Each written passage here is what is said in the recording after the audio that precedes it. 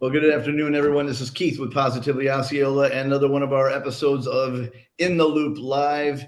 And sometimes I have to look and see which one of our shows we're actually doing. We've been doing a bunch, so glad to be able to do another one of our shows, and love the daytime discussions we have. And as I've said a bunch of times, we are, in our staff, we get a chance to meet and discuss these shows that we do and the guests that we are privileged to have. And again, today we are super honored to have the chairman of the Osceola County Board of County Commissioners, Brandon Arrington. How you doing, sir? Good, Keith. How you doing today? Doing great. We kind of quickly said it before we tuned in, but I do appreciate that you take the time to do this, and it's fun for us and certainly great information for the community. So we thank you, man.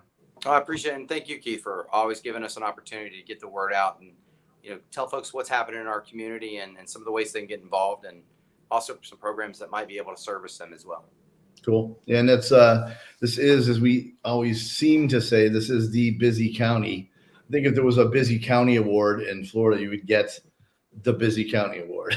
Yes, that is probably very true. And we've got so much going on. And I was just talking to one of our staffers this weekend, and he was telling me about how many more building permits have been pulled this month as opposed to last month as well. So it's really exploding down here. And as I always tell everybody, that means a lot of opportunity and some challenges as well, but a lot of opportunity for all of us, that's for sure. I'm on the board over at the Osceola Chamber, and it's no longer the Kissimmee Chamber, Osceola Chamber, and that's a busy place. Organizations like that are advocates for business and organizations, individuals, so much to do because so much has happened in the business community locally and beyond that. A lot of work ahead for those kind of organizations. I know they're up for the job, but certainly a lot going on in that world, in that realm. Yeah. As well. Well, and to that point, Keith, it's amazing. Also, I'm obviously serve on the board of directors for the Orlando Economic Partnership as well, which is kind of a driver for all of Central Florida. And I've told numerous people over the last couple of months, I've seen more announcements of expansions of corporations or relocations of corporations to the Central Florida area than I've probably seen in the last 10 years combined. Right. It is really amazing how it's beginning to move here, and not only from more towards almost a higher paying job opportunities for Central Florida, which is imperative, right? Osceola County, for instance, has always been agricultural, tourism, and growth, but we do need some high tech, high paying jobs, and obviously we're working towards that, just like the rest of Central Florida as well. Yeah, a lot of synergy happening on that one. So let's go ahead and hit the proverbial official video, and then we'll come back and hit it. All right? Sounds like a plan. Thank you, sir.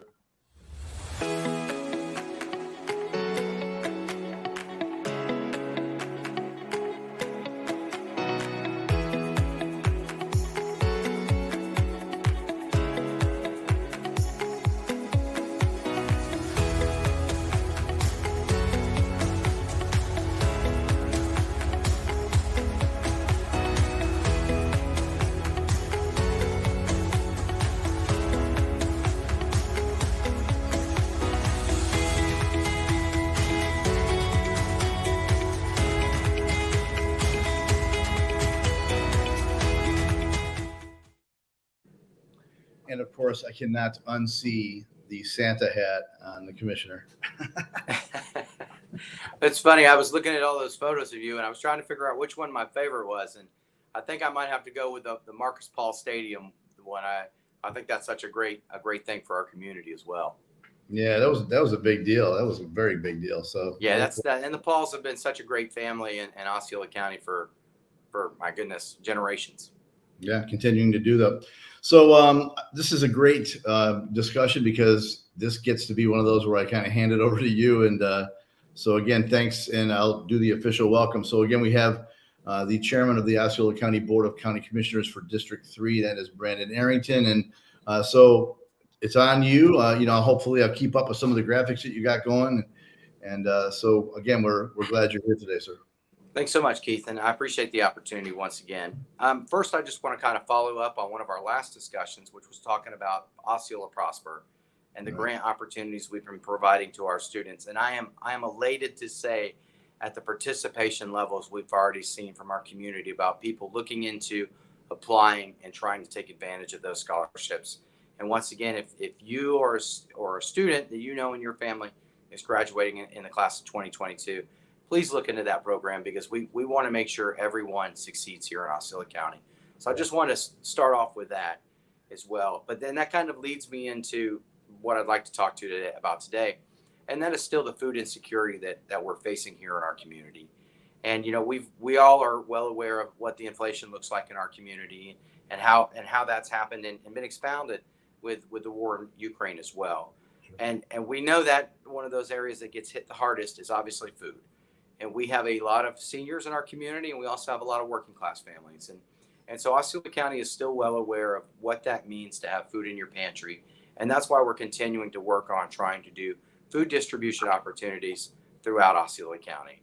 And when I say that, I'm not just speaking of myself, but also my other county commissioners who are committed to this effort and making sure everyone has food in their pantry and no one goes hungry, no matter how old or young you might be.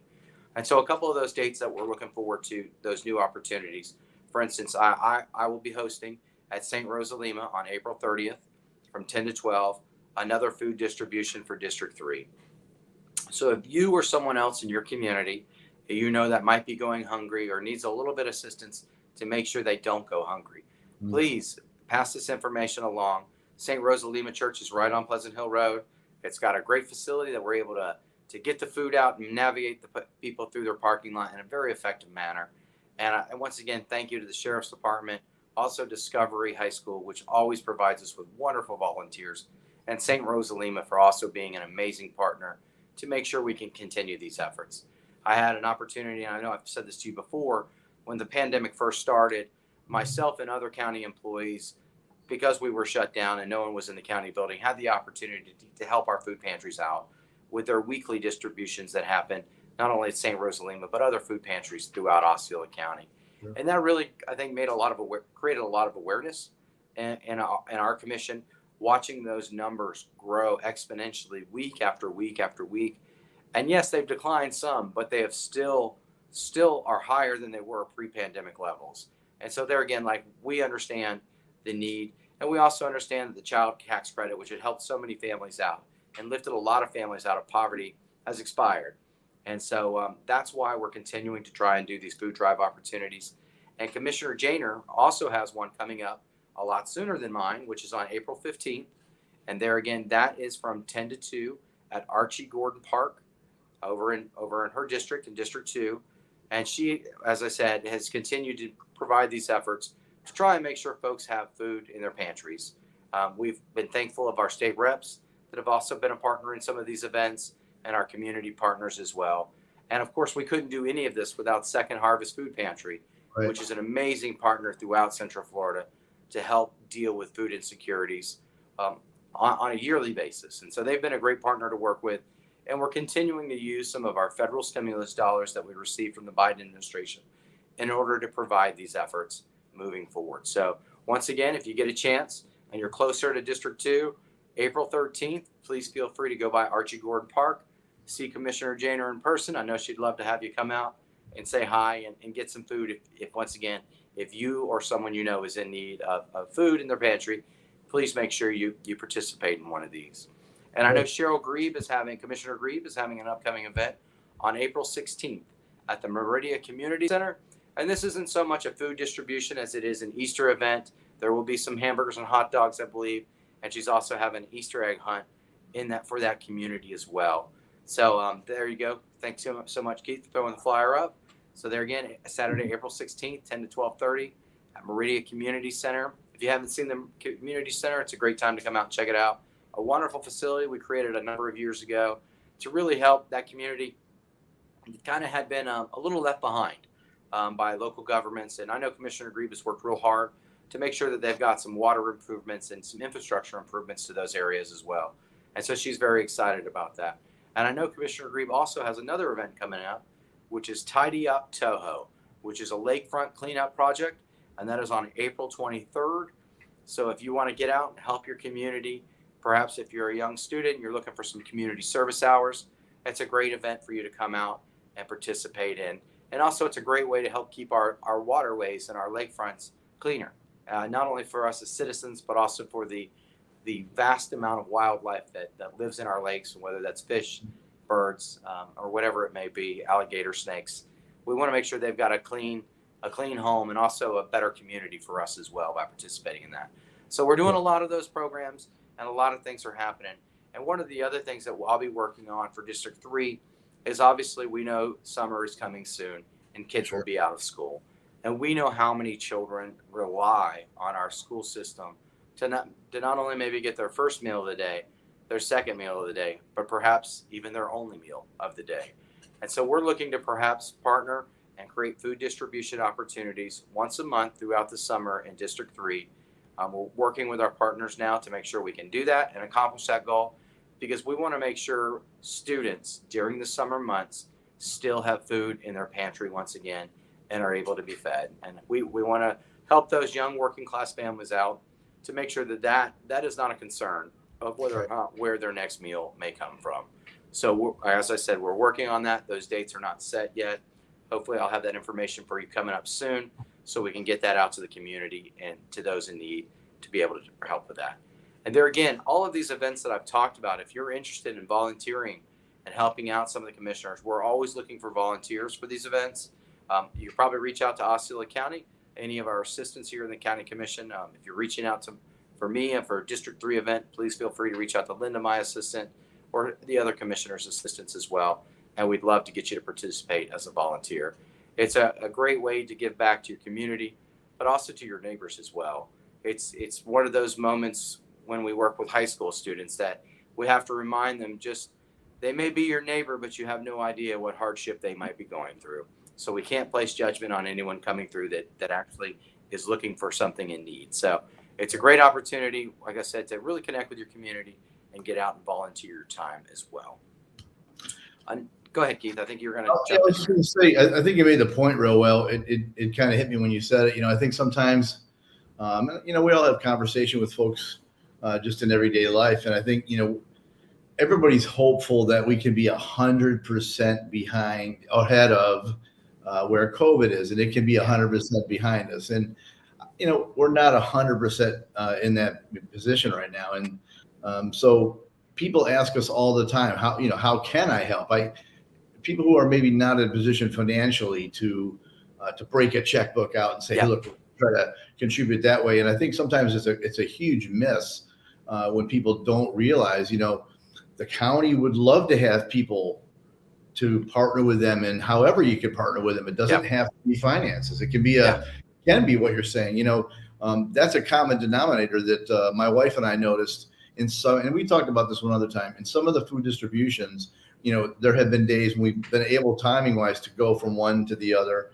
And my wife and I have talked about that a common denominator has been that you see people and organizations who get there with you and get in line. And it might just be lifting boxes and moving boxes out and waving people over. But it's a pretty awesome sight to see everybody working together, really, when it comes down to it. It's pretty awesome. No, it really is. And I know from my past events, and I know you've been to several of them, Keith, is how well organized they are, not only working with church members, high school students, Osceola County employees, and we're all working together.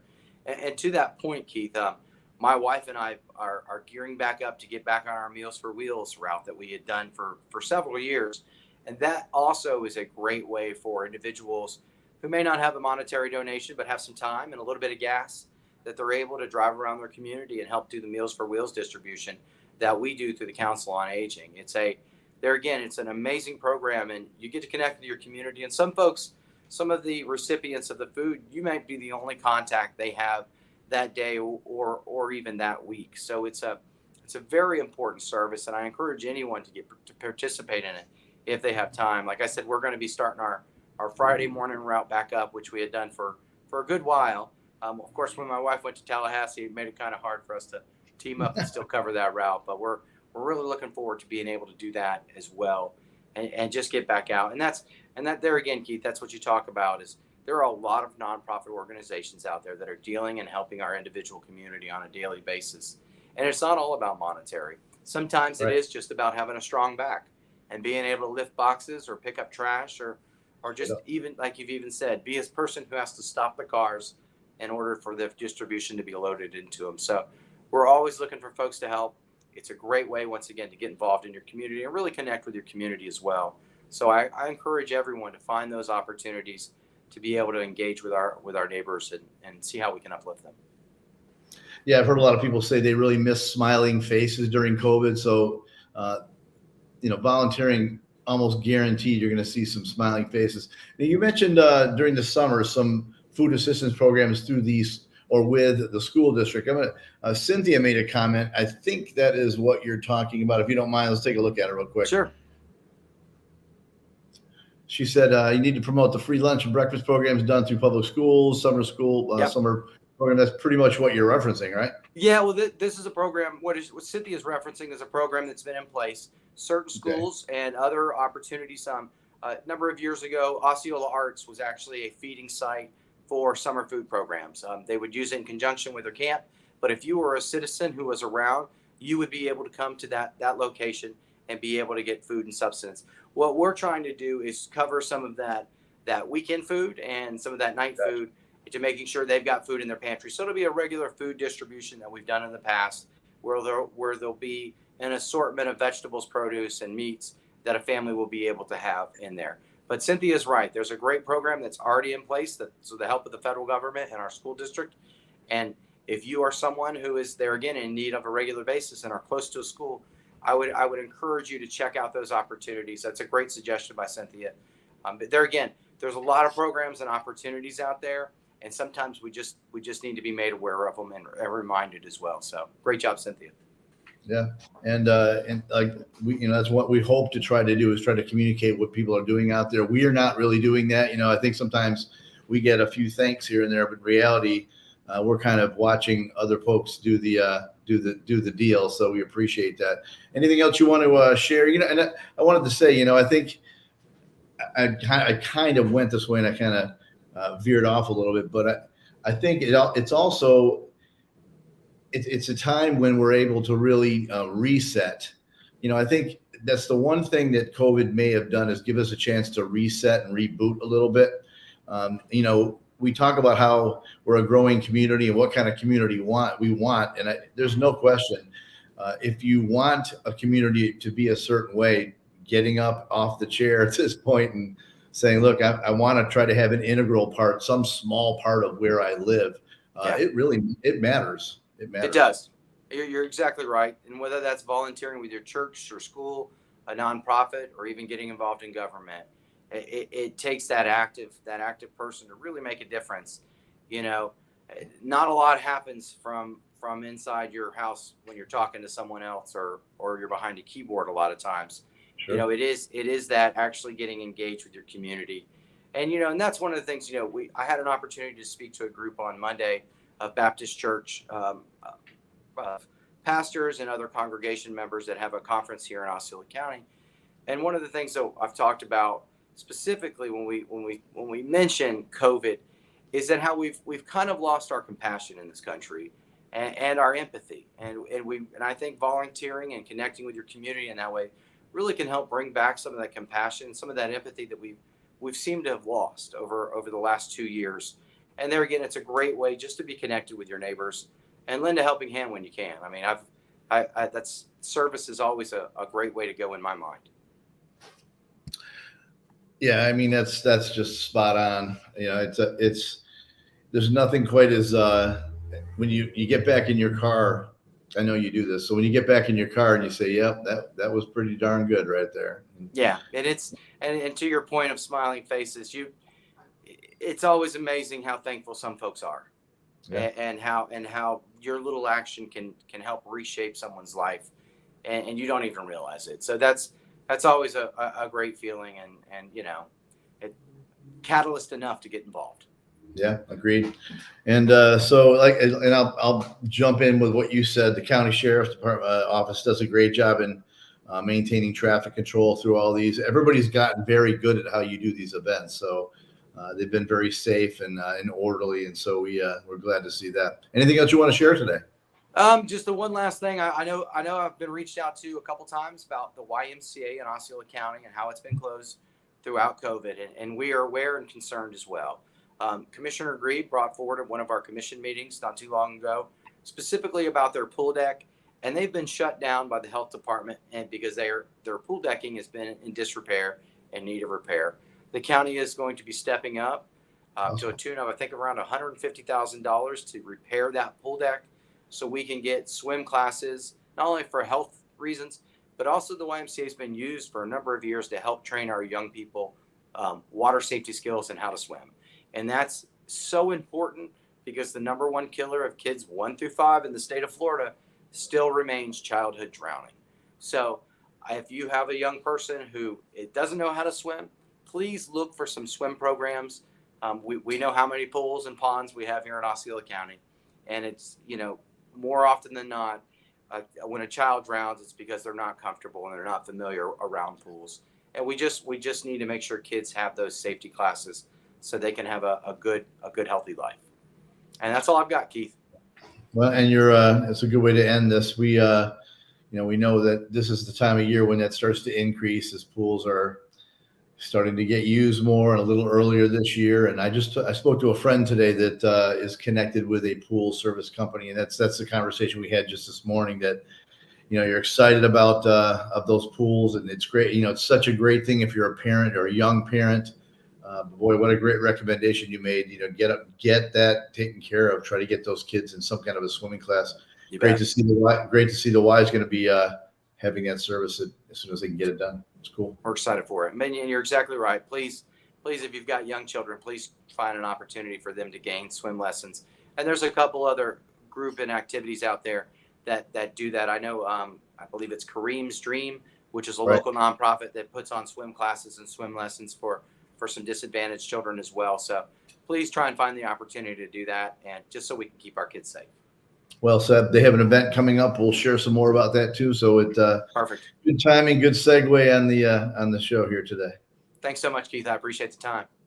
All right, Commissioner. Again, this is Keith with Positively Osceola, along with the chairman of the Osceola County Board of County Commissioners for District 3, Mr. Brandon Arrington, together making a positive difference in and around Osceola County. Thank you, sir. Thank you.